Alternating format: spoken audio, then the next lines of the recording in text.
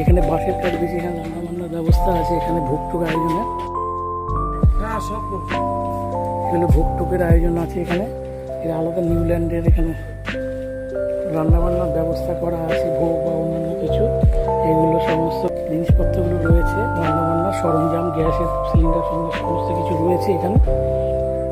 তো বাবু এসো আমার সঙ্গে, কোনটা দিয়ে যাবো দেখি, এদিক দিয়ে যাই। এখানে প্যান্ডেল এখন চলছে, এরা প্যান্ডেলগুলো চলছে, এগুলো প্যান্ডেল এখন খুব